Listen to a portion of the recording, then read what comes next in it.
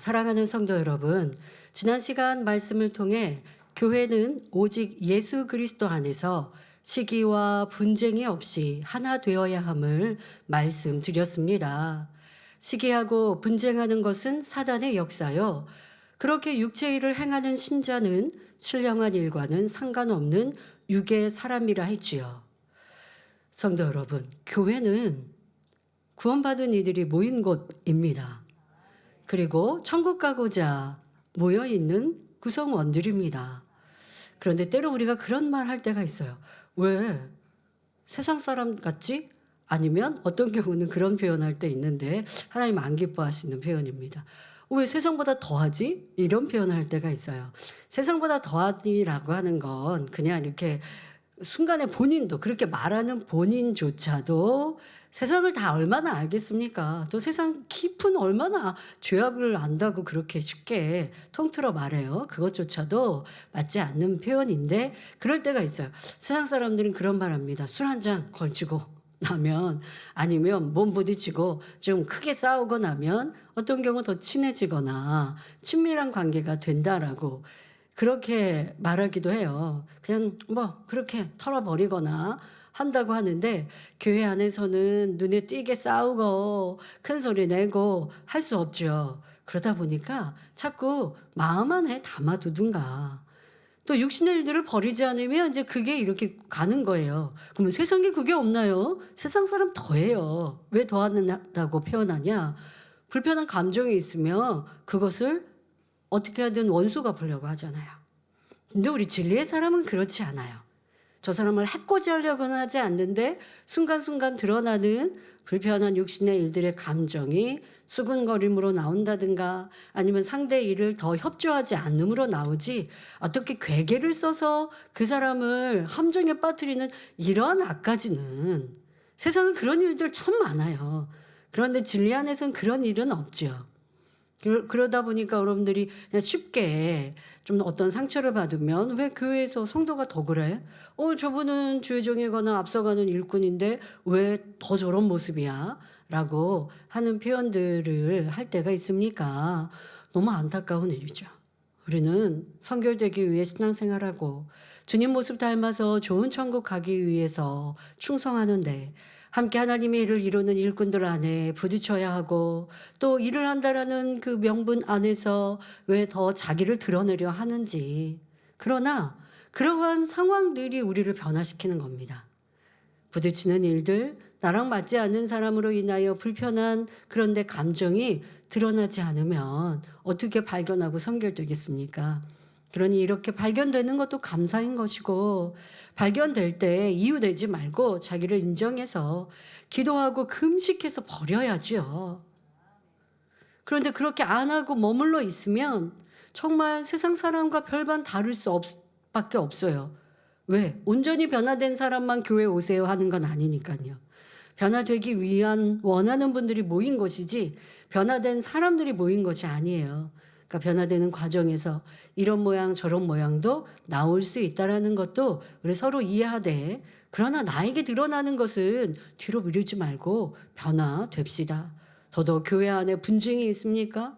미움이 있습니까? 시기 질투가 있습니까? 그것은 교회를 어렵게 하는 일임을 알고 아무리 충성해도 상급 쌓을 수 없는 길임을 상급 쌓았다가 또 다 헐어버리는 그러한 어리석은 모습임을 알아서 신속히 변화되어야 합니다. 또한 사도 바울은 교회 안에 팔을 나누며 분쟁하는 것에 대해 심히 안타까워하며 자신이나 아볼로는 하나님께서 주신 사명을 감당하는 사역자에 불과하며 오직 구원자이신 주님으로 하나 되어야 함을 강조했습니다. 성도 여러분, 우리의 구세주이신 예수 그리스도는 한 분이시며 교회의 머리이십니다. 그러므로 우리는 사람을 보고 의지하며 신앙생활하는 것이 아니라 오직 주님만을 바라보며 마음과 뜻을 같이하여 하나님 나라를 이루어 가야 합니다. 앞서 말씀드린 비유처럼 사람 때문에 저 사람 때문에 난 너무나 실망했어. 그래서 나는 충만함을 잃었어. 나 저 사람 때문에 열심히 충성 안 해. 이 사람도 사람 보고 신앙생활을 하는 거지. 주님 보고 충성하고 신앙생활을 하면 사람 때문에 낙심할 필요 없어요.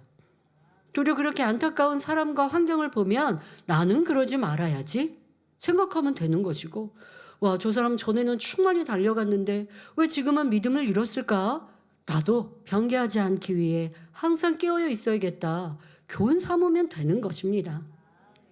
오직 주님을 바라며 나아가는 우리가 되어집시다. 오늘도 말씀을 통해 하나님의 참뜻을 깨닫고 오직 하나님, 주님 중심의 교회, 서로 섬기고 사랑으로 하나 되는 교회가 되어 주님께 칭찬만 받을 수 있기를 부탁드립니다. 사도 바울은 지난 말씀에 이어 교회를 치리하고 성도를 가르치는 사명자들은 하나님 나라의 도구일 뿐 오직 자라게 하시는 이는 하나님이심을 강조하고 있습니다. 본문 고린도전서 3장 6절에 나는 심었고 아볼로는 물을 주었으되 오직 하나님은 자라나게 하셨나니 말씀합니다. 사도 바울이 2차 전도 여행을 시작할 때 아볼로는 이미 에베소에서 복음을 전하며 제자들을 가르치고 있었습니다. 단순히 사역의 시점만 보면 아볼로가 바울보다 먼저였다고 볼 수 있지요. 그런데 하나님께서는 사도 바울의 그릇을 보시고 그를 더 큰 자로 권능을 나타내는 종으로 사용하셨습니다. 그들은 하나님 안에서 하나이되 사도 바울은 심는 자가 되게 하셨고 아볼로는 물을 주는 자가 되게 하신 것입니다. 그렇다면 왜 바울은 심었다 하시며 바울은 무엇을 심었을까요? 사도 바울은 성도들의 마음밭에 믿음의 씨를 심었습니다. 즉 사도 바울이 예수 그리스도의 이름으로 표적을 베풀며 살아계신 하나님을 증거하니 성도들에게 믿음이 생긴 것입니다. 심는 자, 물 주는 자, 중요성을 따르면 심는 자이죠. 그렇다고 심는 이만 있고 물 주는 이가 없으면 아무리 심은 것도 결국 꽃을 피우고 자랄 수 없어요. 둘 다 중요해요. 그러나 또 그 중요도를 보면 심는 이가 앞서고 중요합니다. 자, 그런데 사도 바울을 심는 이라 하신 것은 바로 사도 바울을 통해 권능이 나타났고 그 권능을 통해 영적인 믿음을 심어줄 수 있었기 때문입니다. 아무리 잘 가르친다 할지라도 하나님의 권능이 있어야 마음문이 열리고 참 믿음을 가질 수 있어요. 많은 크리스찬들은 주님이 구세주이심을 성령의 체험으로 체험하였습니다. 그래서 뜨겁고 그 은혜도 압니다. 그런데 그것이 더 큰 믿음으로 성장하려면 말씀을 잘 배워야 하고 또한 그 배운 말씀대로 지켜 행하는 능력이 임하려면 하나님의 살아계신 많은 증거가 나타날 때에 성도들은 이 좁은 길을 갈 수 있지요. 그래서 이렇게 심는 작업, 무엇보다 하나님의 권능으로 또 주님의 이름으로 나타나는 이 기사와 표적이 있을 때에 성도들이 영적인 믿음을 가질 수 있는 것이지요. 예수님께서도 기사와 표적을 통해 사람들에게 믿음을 심어주셨습니다. 요한복음 4장 48절에 예수께서 가라사대 너희는 표적과 기사를 보지 못하면 도무지 믿지 아니하리라 말씀하신 대로 만일 예수님께서 기사와 표적을 보이지 않으셨다면 누구도 예수님을 하나님의 아들로 구세주로 믿지 않았을 것입니다. 성경에는 예수님께서 나타내신 기사와 표적이 많이 나옵니다. 마가복음 4장 39절을 보면 예수님께서 바람과 파도를 잔잔케 하셨고 마태복음 4장 23절 24절에는 갈릴리 각지를 다니시며 회당에서 가르치시고 천국 복음을 전파하며 병든 자와 약한 자를 치유하신 내용이 나옵니다. 마찬가지로 예수님의 제자들과 사도 바울도 표적을 통해서 믿음의 씨를 심었기 때문에 많은 사람이 믿고 복음이 전파될 수 있었던 것입니다. 특히 초대교회는 얼마나 많은 핍박과 어려움이 있었습니까? 그런데도 부응하고 초대교회 성도들이 믿음을 지키고 순교의 신앙까지 이룰 수 있었던 것은 나타나는 기사와 표적, 권능의 역사를 보았기에 참 믿음을 가질 수 있었던 것이지요. 그러니 우리 죄종님들이 또한 우리 일꾼들이 나는 잘 가르치는 데요 그치지 말고 하나님의 능력을 받아서 기도해 주니 치료받고 응답받고 문제 해결받아서 상대의 심령을 변화시키는 이러한 더 큰 능력자가 되시기를 바랍니다. 다음으로 아볼로는 물을 주었다고 했는데 이는 무슨 의미일까요? 여기서 물은 영적으로 하나님 말씀을 뜻합니다. 씨앗을 심은 다음에는 물을 주어야 싹이 나고 자라듯 우리의 신앙도 말씀을 통해 성장합니다. 예를 들어 주의 종이 성도들에게 믿음의 씨를 심어주면 선교회장, 기관장, 지역장, 구역장 등 여러 일꾼은 부지런히 양떼들을 신방하고 말씀을 가르치며 신앙 성장을 도와주는 역할을 해야 합니다. 새신자가 등록했어요. 전도 열매 따기 위해서도 얼마나 많은 수고가 필요했습니까? 그런데 이제 전도자가 전도를 해왔을 때 그 새신자가 교회에 잘 정착하고 또 믿음의 성장을 하기 위해서 지역장, 조장, 구역장, 또 전도자, 또 교구장, 그 영혼 한 사람을 위해서 기도해주고 또 관리해줍니다. 자, 그런데 이런 관리를 할 때 육적인 관리로 멈추면 안 됩니다. 지금 말씀드린 대로 이 씨를 심었으면 심은 씨가 자라나게 해줘야 돼요. 씨를 심는 데까지만 수고하고 애쓰고 그냥 방치했다가는 참새가 와서 새가 와서 씨를 쪼아먹을 수도 있고요. 깊이 또 박히지 않았을 때는 그럴 수 있어요. 그러니 항상 그 영혼을 살펴야죠. 이것이 바로 상담이요 신방입니다. 그런데 이렇게 영혼 관리를 할 때도요. 특히 육적인 관리만 하시면 안 돼요. 교회 왔는지 안 왔는지 교회 가자고 이렇게만 하면 그 언제까지 반년 1년 언제까지 일꾼들이 그렇게만 하겠습니까? 영혼 한 사람을 그렇게 살핀다면 참 힘들죠. 다른 영혼은 언제 또 돌아봅니까? 그러니까 당연히 초신자, 새신자가 주일 올 수 있도록 전날도 연락하고 아침 당일도 연락하지만 이제 그들이 스스로 이제 젖 먹고 밥 먹고 성장할 수 있도록 이끌어 주어야 된다고요.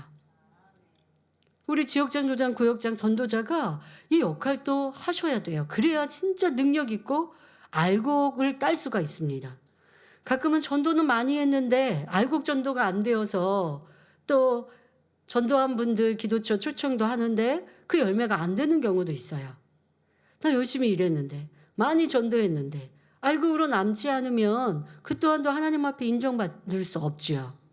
알곡으로 따기 위해서는 그냥 한 번 교회 가자로 되는 것이 아니라 전도할 때도 그럴 때도 하나님 말씀을 가르치고 또 하나님의 권능으로 마음문이 열리도록 해야지 전도자가 그냥 나를 잘 인도해 주니까 친절하니까 그냥 그 친절에 내가 못 이겨서 교회 한 번 가겠다 하면 정말 한 번으로 끝나거든요. 하나님은 살아계십니다. 그러니까 교회 가서 하나님을 만나봅시다. 이런 제안이어야죠. 그래서 내가 너무 고마워서 한 번만 가줄게. 그런 계기로 왔다가 마음을 열고 믿음 안에 선 분들도 많이 계시지만 그러니까 그런 분들은 전도자가 분명 한 번만 가자의 목적이 아니라 많은 기도를 심으셨을 거예요.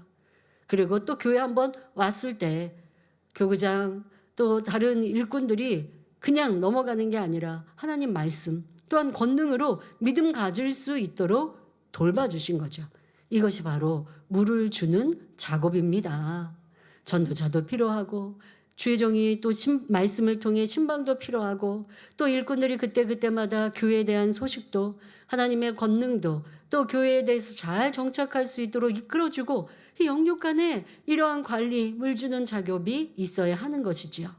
이렇게 전체가 하나 되어 동역할 때 비로소 하나님의 나라가 확장됩니다. 그렇다고 해서 심는 사람과 물 주는 사람이 반드시 구분되어 있다는 것은 아닙니다. 물 주는 사람도 믿음을 심을 수 있고 믿음을 심는 사람이 물을 줄 수도 있습니다. 사도 바울이나 아볼로 두 사람 다 심기도 하고 물을 주기도 했지만 사도 바울은 주로 심었고 아볼로는 주로 물을 주었다는 의미이지요. 그러나 이렇게 사람 편에서 심고 물을 주었다 해도 오직 자라나게 하시는 분은 하나님이십니다. 그러므로 이어지는 고린도전서 3장 7절에 그런즉 심는 이나 물 주는 이는 아무것도 아니로되 오직 자라나게 하시는 하나님뿐이니라 말씀합니다.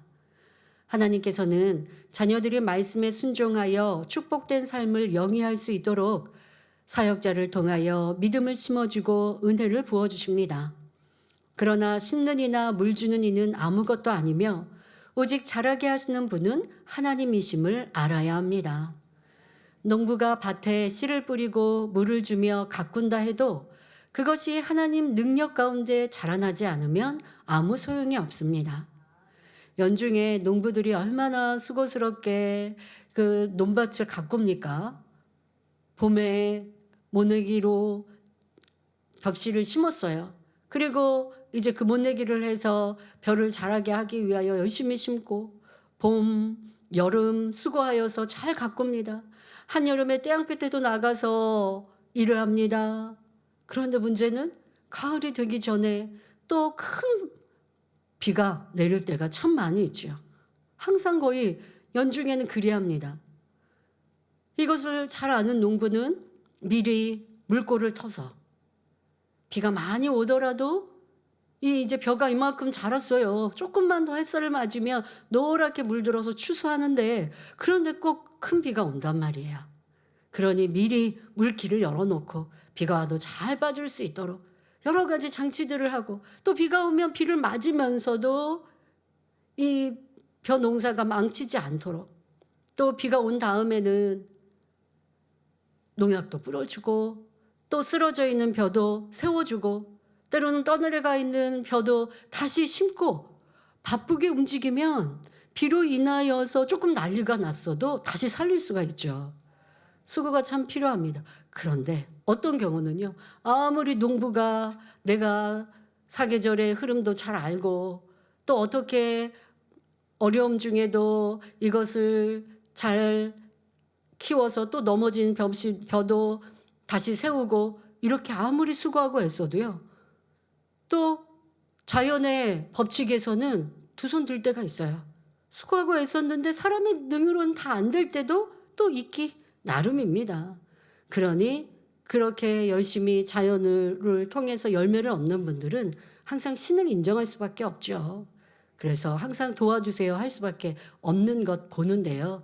이렇게 사람의 힘으로 싹이 트게 하거나 열매를 맺게 하는 것이 아니라 오직 하나님의 능력으로 되는 것입니다. 농사뿐 아니라 우리의 모든 삶 속에서 축복의 열매를 거두게 하시는 분은 하나님이시므로 우리는 범사에 하나님 앞에 맡겨 드려야 합니다. 제가 설교를 할 때도 문제 주의종으로 온 지 저도 30년이 되었고 이렇게 설교자가 된 지도 꽤 오랜 시간에 훈련을 받고 설교자가 되었습니다. 매주 설교하지요. 아버지의 은혜가 저와 함께 하시니까 설교할 수도 있고 말씀의 은혜가 되어지고 하는 것인데요. 제가 할 수 있는 게 없죠. 그러니까 제가 이렇게 수년을 설교하고 매주 설교한다고 해서 하나님 의뢰하지 않고 제가 하려고 하면 될까요? 안 됩니다. 어떨 때는 말이 꼬이기도 하고요. 어떨 때 영감이 안 오면요. 아버지 능력, 성령의 음성, 주간이 아니면 설교할 수 없다는 거 너무 잘 알기 때문에 저도 항상 깨어 기도할 수밖에 없고 성도님들 은혜 받았습니다 할 때 하나님 앞에 감사할 수밖에 없지요. 매사가 그래야 합니다. 저는 하나님의 능력으로 이렇게 잘할 수 있어요 라고 고백하면서 나도 모르게 우쭐하고 내가 하던 대로만 하려고 한다면 하나님의 능력은 어느 순간 사라지고 그냥 너가 그래 알아서 해봐 할 때는 잘했던 것도 못하게 되는 것을 알아야 하고요. 또 일꾼들 중에는 하나님 도와주세요 했지만 내가 하나님의 도우심을 받을 수 있는 진리 가운데 살지 않고 도와주세요 하면 도움을 받을 수 있겠습니까? 그러니 어떨 때는 충만한데 어떨 때는 안 충만하고 어떨 때는 좋은 성과 내고 그렇지 못할 때가 있고 이러한 이유를 잘 살펴야 합니다. 또한 우리의 작고 큰 일도 하나님께 맡겨드리고 그 능력으로 일해야 합니다. 예를 들어 주 안에서 작은 행사 하나를 준비할 때도 필요한 사람을 만나고 장소를 섭외하는 것, 많은 사람이 동참하여 은혜를 받게 하는 것, 날씨나 음향과 같은 각종 설비 상태에 이르기까지 아주 세밀한 분야도 하나님께 기도하여 맡기는 것과 그렇지 않은 것은 큰 차이가 납니다. 그런데 그렇다고 사람이 마땅히 해야 할 노력조차 하지 않아도 된다는 것은 아닙니다. 사람이 해야 할 일을 하지 않는다면 이는 씨를 뿌리지도 않은 것이므로 처음부터 하나님의 도움을 바랄 수도 없습니다. 그런데 사람이 아무리 노력한다 해도 하나님께 맡기기보다 사람 편에서만 행해 나간다면 노력한 것에 비해 열매가 적습니다. 사람이 볼 때는 반드시 성사될 것 같았는데 그렇지 않은 경우도 있고, 막상 일을 하다 보면 예측하지 못한 변수들이 생겨서 어려움을 겪기도 하지요. 반면에 하나님께 맡길 때는 세세한 분야까지도 놀랍도록 형통함을 받게 되므로 하나님께서 합력하여 선을 이루셨습니다 하고 영광 돌릴 수 있습니다. 우리가 선결되는 것도, 영혼을 전도하는 것도, 사명을 감당하여 열매를 내는 것도, 그 밖의 모든 일들도 결국 이루시는 분은 하나님이십니다. 그러므로 무엇이든지 나 자신이 이룬다고 생각하는 것이 아니라 오직 은혜와 능력을 주셔서 이루게 하신 하나님께 모든 영광을 돌릴 수 있어야 하겠습니다. 하나님은 그런 일꾼을 찾으십니다. 그래서 지금까지 고린도전서 강해에 말씀하셨잖아요. 고린도전서 2장에서도 무엇이 진정 지혜로운 자인가? 하나님의 미련한 것이 사람의 지혜 있는 것 그보다 더 월등하다 하셨고, 또 세상에 지혜 있는 자 하나님은 도리어 미련한 자를 통해 그를 부끄럽게 하신다 하셨습니다. 그러니 내가 할 수 있어서 하는 것이 아니라 하나님을 의뢰하는 여러분, 하나님을 의뢰한다라고 하면 힘들어요, 어려워요, 불평 원망할 수 없을 것이고, 기도하지 않는다면 이는 하나님을 의뢰한다 할 수 없는 것이고, 또 내가 세상 착하고 하나님을 기쁘시게 하지 않는 육의 삶을 살면서 하나님 도와주세요 하는 것 또한 도우심을 받을 수 없는 것이고, 내가 말로는 하나님의 도움이 필요합니다라고 했지만 삶은 그리하지 못한 것이 무엇인가? 그래서 내가 앞장서고 있는 것도 고치시길 바랍니다. 이어지는 본문 고린도전서 3장 8절에 심는 이와 물 주는 이가 일반이나 각각 자기의 일하는 대로 상을 받으리라 하셨습니다. 여기서 심는 이와 물 주는 이가 일반이라 한 것은 곧 심는 이와 물 주는 이는 하나님의 일을 이루는 동역자로서 하나라는 의미입니다. 둘의 역할은 다르지만 누가 더 크거나 작다 할 것이 없고 서로 동등하다는 것입니다. 씨앗을 심는 이가 바로 심지 못하면 아무리 물을 잘 주어도 소용이 없습니다. 반대로 씨앗을 심고도 물을 제때 주지 않으면 싹을 틔우지 못하고 뿌리를 내리지 못하지요. 올바로 심고 적당히 물을 줄 때 잘 자라서 아름답고 실한 열매를 맺을 수 있습니다. 양떼를 갈무리하는 것도 이와 마찬가지입니다. 양떼들에게 믿음을 바로 심어주지 않으면 아무리 열심히 신방을 해도 믿음이 뿌리 내리지 못합니다. 또 믿음을 심어준 다음에 사랑으로 갈무리하지 않으면 그 믿음이 자라지 않지요. 그래서 심는 이와 물 주는 이가 하나 되어 사역해야 하며, 이렇게 할 때 신앙의 열매가 풍성히 맺히게 됩니다. 그래서 저는 이렇게 교회 머리로서 심는 작업을 많이 하지요. 말씀을 통해, 권능을 통해 우리 성도님들의 영적인 믿음을 갖도록 가르칩니다. 그러면 우리 주의 종님들이 그 말씀을 토대로 하여 또 신방하고, 성도들의 시험이 어려움이 있으면 말씀을 기준하여 답을 드려야 되는데, 혹여 육으로만 위로하는 주의 종이 있다고 하면 성도들을 잘 이끌지 못하니까 저와 함께 발 맞추어 가야 되는데, 저는 믿음으로 가르치는데 주의 종이 육으로만 위로한다면 이게 마차에 바퀴가 같이 돌아야 하는데 이거 따로 있는 거니까 목적지를 향해 갈 수가 없고 도달하지 못하는 것이죠. 본교회 주의종들, 또한 우리 지교회 주의종님들, 저와 한마음 한뜻 되어 믿음으로 하나님의 진리로 선으로 기준하여 가르치고 모든 일들과 교회를 분별해 나갈 때 하나님이 기뻐하시는 열매들을 낼 수 있습니다. 그리고 우리가 그렇게 행할 때에 하나님의 칭찬을 받을 수 있지요. 하나님께서는 각자가 일한 대로 상을 주십니다. 사람마다 그릇이 달라 권능을 나타내는 사람이 있는가 하면 전도나 신방, 찬양, 봉사를 잘하는 사람도 있습니다. 그래서 베드로전서 4장 10절에는 각각 은사를 받은 대로 하나님의 각양 은혜를 맡은 선한 청지기 같이 서로 봉사하라 말씀하지요. 여러분이 선한 청지기가 되어 자신이 속한 위치에서 몸과 마음과 시간과 물질을 들여 충성 봉사한다면 하나님께서는 여러분이 행한 대로 이 땅에서도 축복을 주시고 장차 천국에서도 그에 맞는 상급을 주십니다. 주의 종이라 해서 반드시 상급이 더 큰 것은 아닙니다.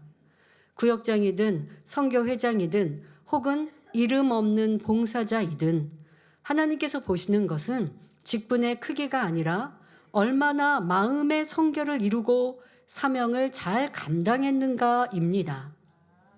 학생도 마찬가지지요.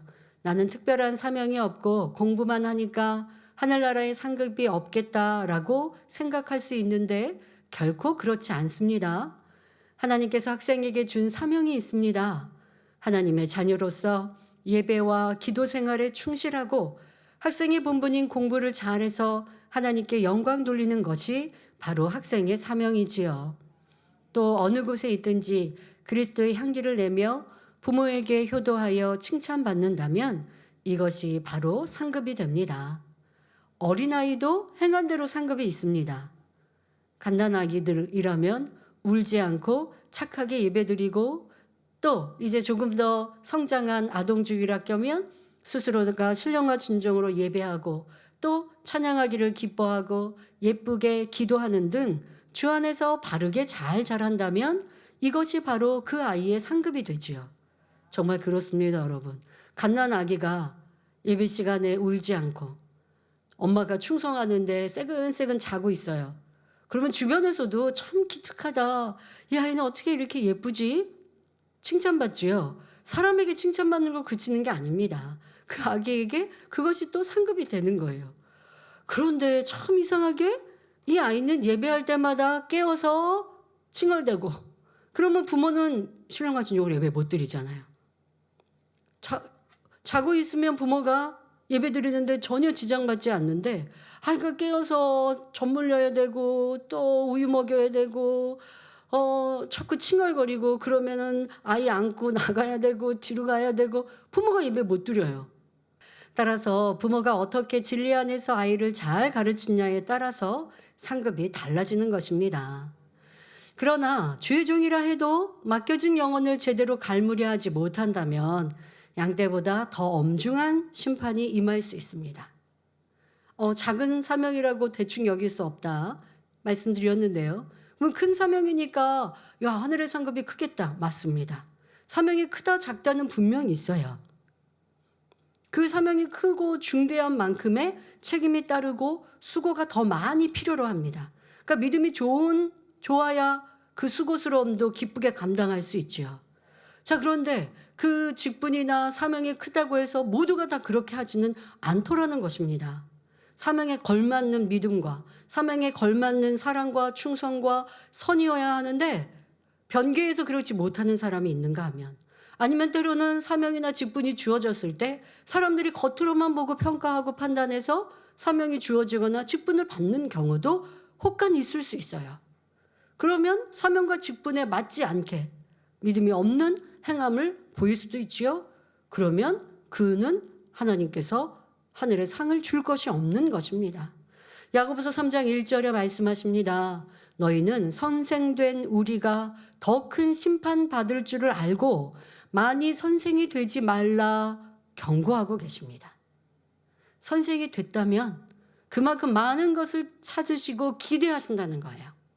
근데 선생인데 그만큼의 모습이 되지 않았다면 심판이 더 엄중하다는 것입니다. 이어지는 본문을 보면 고린도전서 3장 9절에 우리는 하나님의 동역자들이요 너희는 하나님의 밭이요 하나님의 집이니라 말씀합니다. 여기서 동역자란 한 가지 일을 서로 도와서 힘을 합하여 이루는 사람을 말합니다. 사도 바울과 아볼로는 하나님의 일, 즉 영혼 구원을 위해 서로 힘을 합하여 심고 물을 주며 하나님 나라를 이루었으므로 자신들을 동역자라고 부르는 것입니다. 그리고 너희는 하나님의 밭이라 말씀했습니다. 밭이란 영적으로 사람의 마음을 뜻합니다. 마태복음 13장을 보면 예수님께서는 마음밭을 옥토밭, 가시떨기밭, 돌밭, 길가밭으로 나누어 말씀하셨습니다.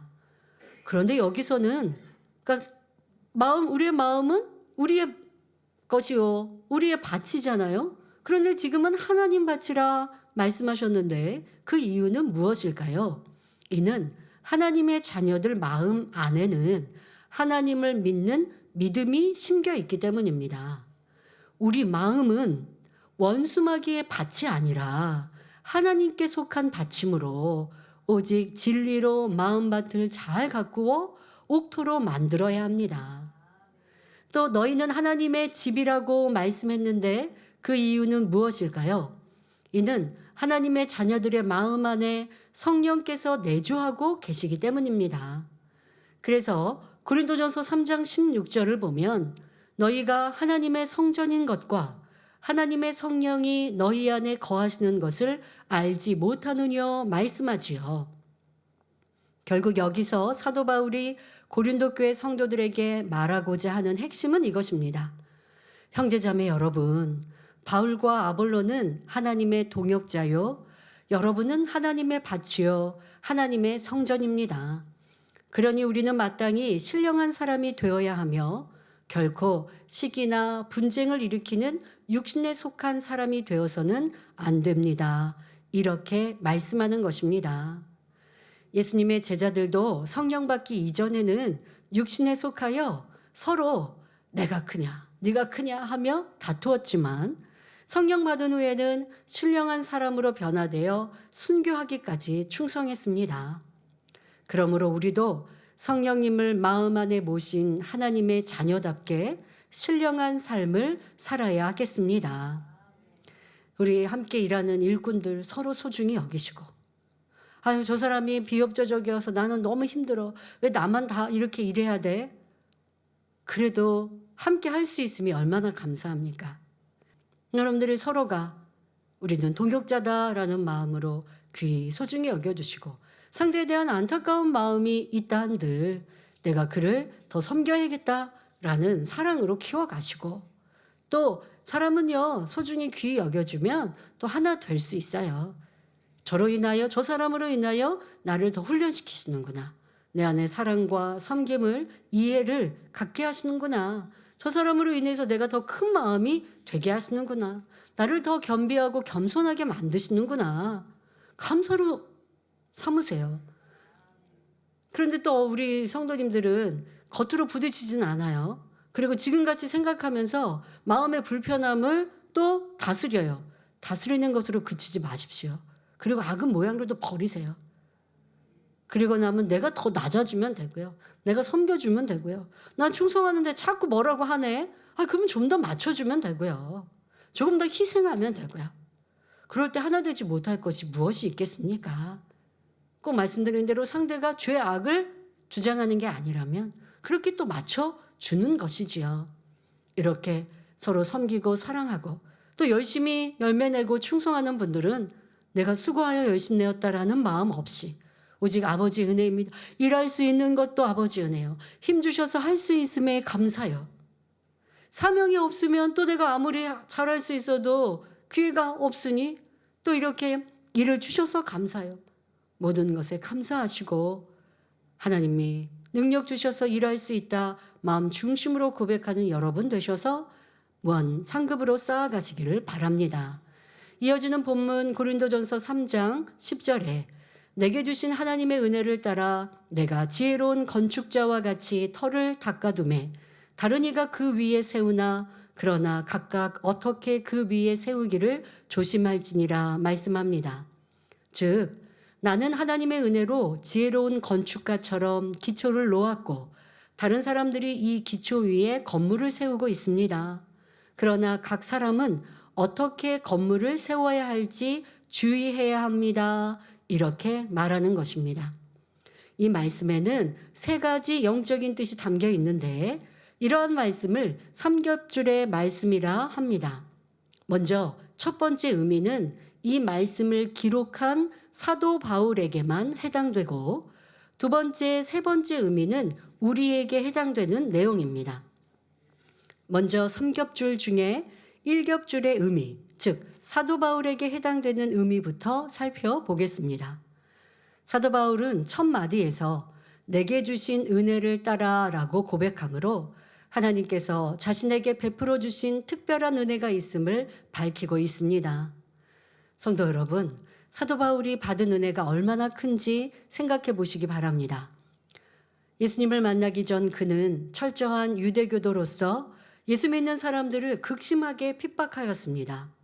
그럼에도 주님은 그를 친히 만나주시고 이방인의 사도로 세워주셨습니다. 그 후 사도 바울은 주님을 깊이 사랑하게 되었습니다. 로마서 8장 35절 이하에서 환난이나 공고나 핍박이나 기근이나 적신이나 위험이나 칼이랴, 그러니까 이와 같은 것들이 내게 온다는 것입니다. 사망이나 생명이나 천사들이나 권세자들이나 현재일이나 장래일이나 능력이나 높음이나 깊음이나 다른 아무 피조물이라도 우리를 우리 주 그리스도 예수 안에 있는 하나님의 사랑에서 끊을 수 없으리라 고백할 정도였습니다.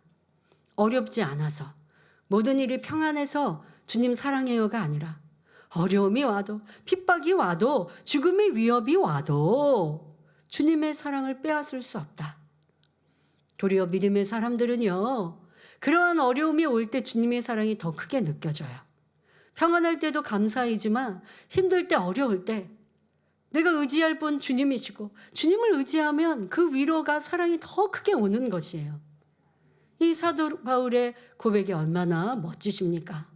사도 바울은 그리스도 예수를 아는 지식이 가장 고상함을 깨닫고 자기에게 유익하던 것을 해로 여기며 주를 위하여 모든 것을 잃어버리고 배설물로 여기는 사람이 되었습니다. 하나님께서 보내시는 곳이면 어디든지 가리지 않고 떠나는 정열적인 복음 전파자가 되었지요. 하나님 뜻을 쫓아 기도하며 수많은 권능을 나타냈으며 심지어 그의 몸에서 손수건이나 앞치마를 가져다가 병든 사람에게 얹으면 그 병이 떠나고 악귀가 나가는 희한한 능까지 나타났습니다. 그는 독사에게 물려도 아무런 해를 입지 않았으며 죽은 사람도 그의 기도로 살아났습니다.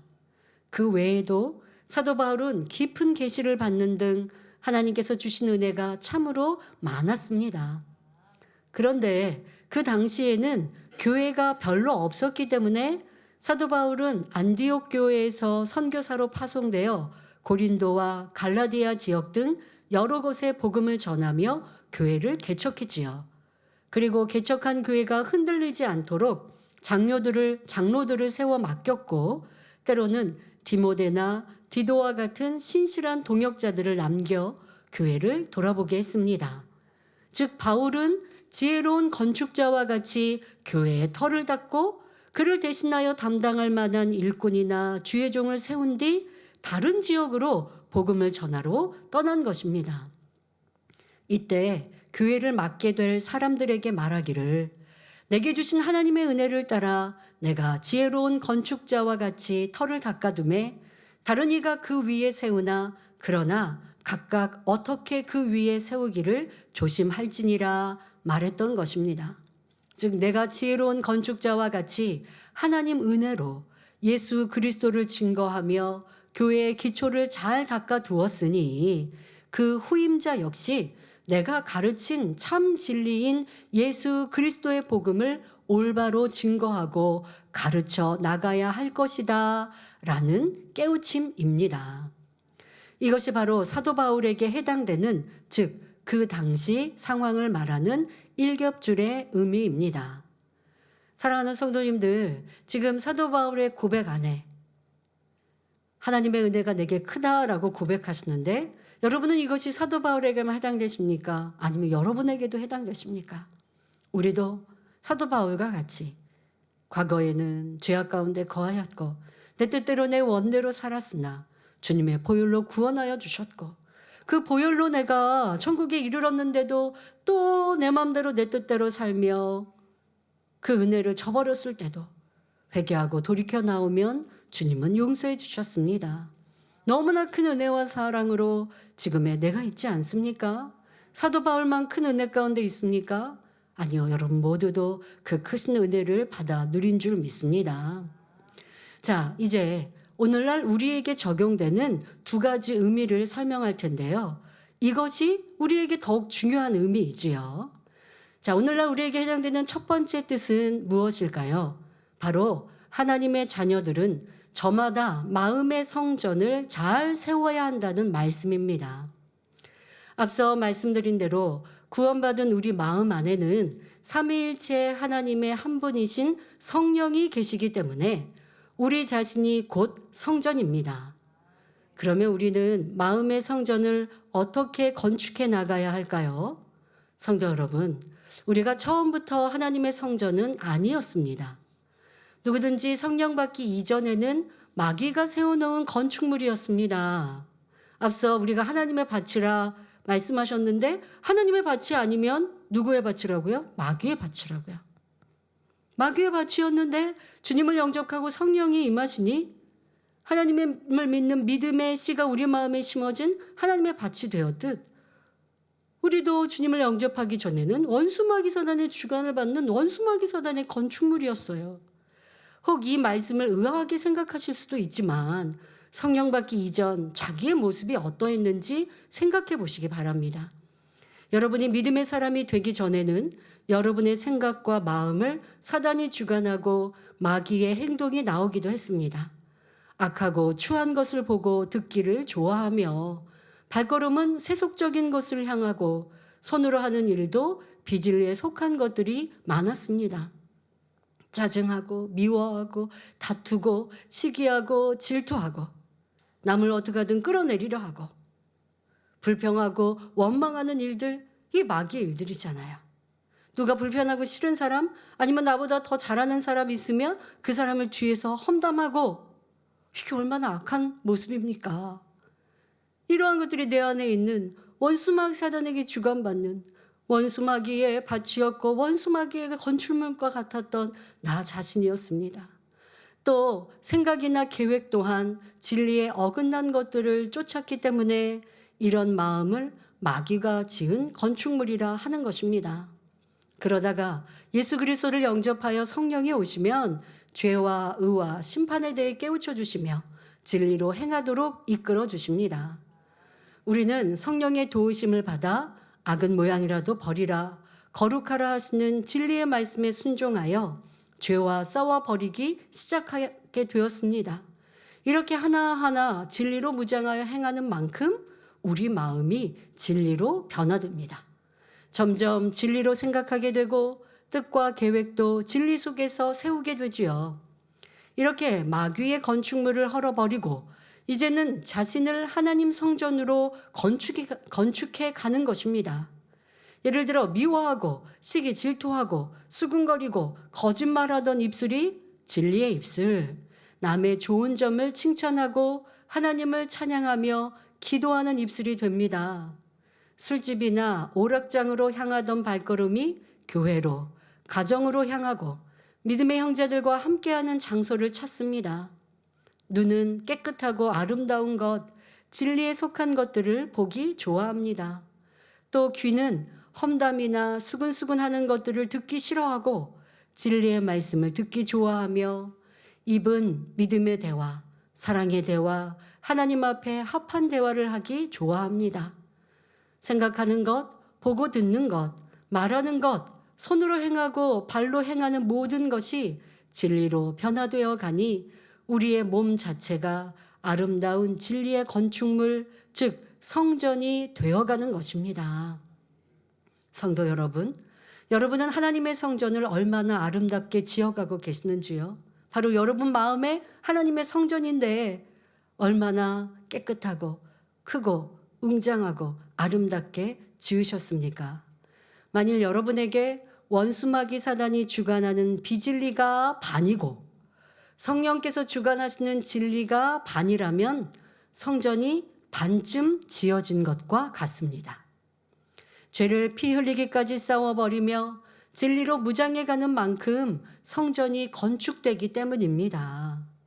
진리에 위배되는 것을 다 버리고 오직 하나님 말씀 안에 산다면 온전한 영의 사람이라 할 수 있으며 비로소 마음의 성전을 온전히 건축한 사람이라 할 수 있습니다. 그러한 사람은 자연히 하나님과 동행하며 교통함으로 무엇이든지 구하는 대로 응답받고 형통한 길로 인도받습니다. 거룩한 성전이 되었으니 모든 시험 환난이 물러가고 온전히 하나님의 보호 안에 사는 것입니다. 이것이 바로 삼겹줄의 의미 중 이겹줄에 해당하는 의미입니다.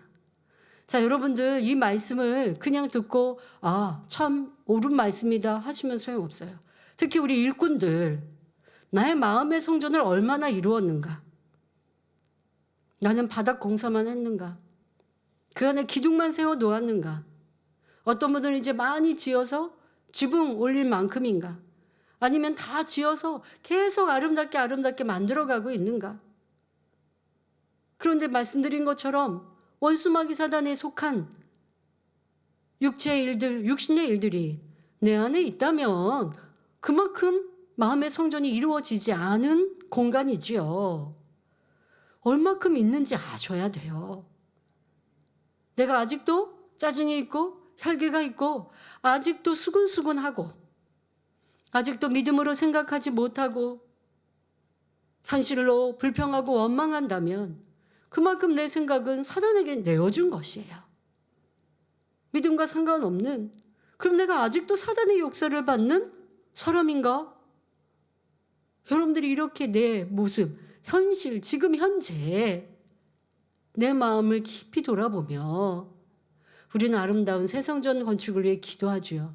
빨리 이루어지기를 간절히 기도하실 것입니다.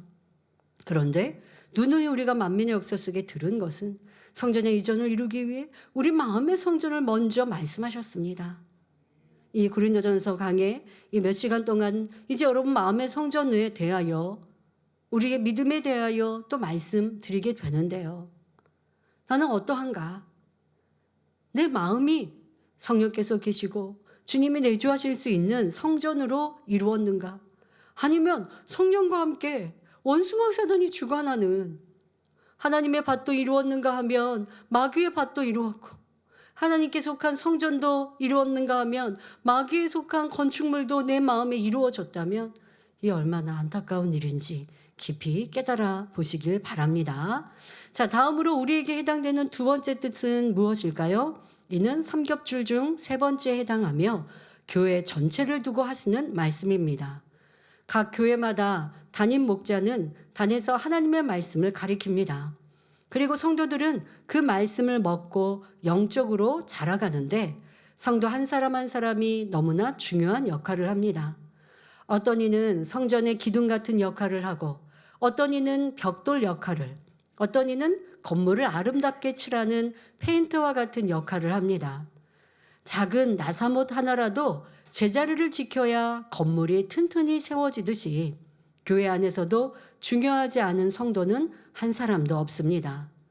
혹시 여러분 가운데 나는 직분이 없고 단지 예배만 드리고 가니 하찮은 존재인가 라고 생각하는 분이 있다면 그 생각을 바꾸시기 바랍니다. 그런 분은 시멘트와 모래 같은 역할을 감당하고 계신 것입니다. 시멘트와 모래는 눈에 잘 드러나지 않아도 그것들이 없으면 결코 건물이 세워질 수 없지요. 따라서 직분이 크든 작든 있든 없든 모두가 자기 위치에서 본분을 다할 때 하나님 성전이 온전히 세워진다는 사실을 알아야 합니다. 그러므로 에베소서 2장 21절 22절에 그의 안에서 건물마다 서로 연결하여 주 안에서 성전이 되어가고 너희도 성령 안에서 하나님의 거하실 처소가 되기 위하여 예수 안에서 함께 지어져 가느니라 말씀합니다. 즉 성도 각자가 성전으로 완성될 뿐만 아니라 건물마다 서로 연결되듯이 성도들이 주 안에서 하나 될 때 온전한 성전으로 완성이 된다는 말씀이지요. 여러분, 한 사람 한 사람이 너무 소중한 하나님의 아들, 딸들이며 하나님의 성전입니다. 그 성전이 하나 될 때 우리의 성전이 아름다운 것이에요. 우리가 새 성전 건축을 위해 기도할 때 여러분들이 그런 의미를 잘 알아서 영적인 기도를 하셔야죠. 아버지, 우리 성전 빨리 이루어지게 해주세요. 당연히 기도합니다마는 빨리 하나님이 이루어 주시기 위해서 성도 한 사람 한 사람의 마음의 성전이 이루어져 가야 하는 것이죠. 더더욱 주의 종이요, 장로요, 레위족이요, 내가 그만큼 권사인데 마음의 성전을 이루는 것이 등한시하고 도리어 원수마귀 사단에 밭이 되고 마귀의 구조물로 내 마음을 바꿔버린다면 하나님이 제단해 주실 축복을 내가 가로막는 것입니다. 이와 같은 것들을 알아서 우리의 변화와 함께 또 우리가 함께 나는 잘해도 성도들도 잘해야 하잖아요. 그러니 성도들이 더 하나님을 첫째로 사랑하며 나아갈 수 있도록 그렇게 기도하는 것이 성전 건축을 앞당기는 길이 되는 것입니다. 성전, 내 마음이 성전이라는 것 항상 잊지 말아야 하겠습니다. 지금까지 고린도전서 3장 10절 말씀에 담긴 삼겹줄의 의미를 풀어드렸습니다. 그런데 여기에 더해 영적으로 또 깨달아야 할 부분이 있습니다. 이에 대해서는 다음 시간에 설명하도록 하겠습니다. 결론을 말씀드립니다. 사랑하는 성도 여러분, 우리 마음은 성령 하나님이 거하시는 성전이며 그 터는 예수 그리스도이십니다. 요한복음 14장 6절에 내가 곧 길이요 진리요 생명이니 나로 말미암지 않고는 아버지께로 올 자가 없느니라 말씀하신 것처럼 오직 예수 그리스도 한 분 외에는 어떤 학문이나 지혜도 그 터를 대신할 수 없습니다. 우리 각자의 마음이 반석이신 예수 그리스도 위에 거룩한 성전으로 지어지고 서로 하나 될 때 교회 전체도 온전한 하나님의 성전이 됩니다. 건물을 세울 때 기둥만 중요한 것이 아니라 작은 벽돌, 시멘트와 페인트, 나사못, 모래알까지 다 중요하지요. 벽에 칠한 페인트가 조금만 벗겨져도 금세 흉해지듯이 작은 부분 하나도 소홀히 할 수 없습니다. 이와 마찬가지로 주 안에서 역할이 크든 작든 자기 자리에서 충성하며 본분을 다할 때 그 모든 헌신이 모여 하나님께 영광을 돌리는 아름다운 성전으로 세워지는 것입니다. 그러므로 우리 모두가 지혜로운 건축자가 되어 예수 그리스도 터 위에 거룩한 성전을 세워 아버지 하나님께 영광 돌리는 교회가 되기를 주님의 이름으로 축원합니다. 할렐루야. 전능하신 사랑의 아버지 하나님, 이 시간 기도받는 모든 성도님들 위해 안수하여 주옵소서. 전국 전 세계 하나님의 자녀들 위해 시공간을 초월하여 역사하여 주시옵소서. 믿어지는 믿음을 주시고 부정적인 생각과 의심의 세력을 물리쳐 주옵시며 모든 시험 환난도 물리쳐 주옵소서. 머리부터 발끝까지 오장육부, 뼈 마디마디, 온몸의 신경, 조직, 세포 등 성령의 불로 태우시고 근본의 빛으로 역사하여 주옵소서. 예수 그리스도의 이름으로 명하노니 원수마귀 사단아, 모든 질병균 연약함아 물러가라. 빛이여 임하라. 모든 불치 난치병도 성령의 불로 태워 깨끗게 하여 주옵소서. 말라리아를 비롯한 모든 풍토병도 물리쳐 주옵소서. 감기, 기침, 열, 몸살, 독감 등 각종 유행성 질병도 다 물러가라. 어떠한 질병도 틈타지 않게 지켜 주옵소서.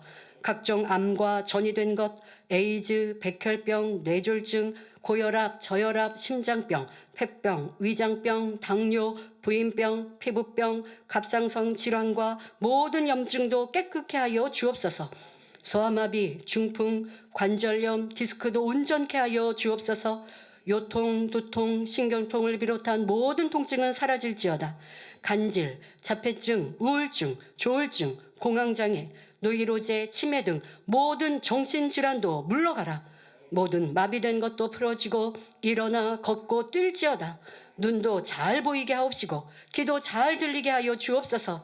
소경은 눈을 뜨고 귀머거리는 들으며 벙어리는 말할지어다. 각종 사고 후유증도 깨끗게 하시고 부러진 뼈도 붙여 주옵소서. 화상 입은 것도 온전케 하시고 화기야 물러가라, 열도 물러가라. 아버지 흉터나지 않게 역사하여 주옵소서. 마약을 비롯하여 각종 약물과 독극물 중독도 깨끗함을 입을지어다. 죽은 신경과 세포가 살아나며 죽은 자도 살아나게 하여 주옵소서. 잉태의 축복도 주시기를 원합니다. 예수 그리스도의 이름으로 명하노니 원수마귀 사단아 하늘 공중 권세 잡은 악의 영들아 물러가라. 그의 사자들도 물러갈지니라. 이 땅의 악한 영, 더러운 영, 거짓되고 간사한 영, 이간질하고 미혹하는 모든 어둠들은 물러가라. 모든 흉악의 결박을 풀고 어둠아 물러가라. 빛이여 임하라. 아버지 하나님, 부르짖어 기도할 수 있는 능력을 주시고 죄를 버리고 성결될 수 있는 능력을 주옵소서. 영혼이 잘됨같이 범사에 잘되게 하시고 가정의 복음화도 이루어 주시기를 원합니다.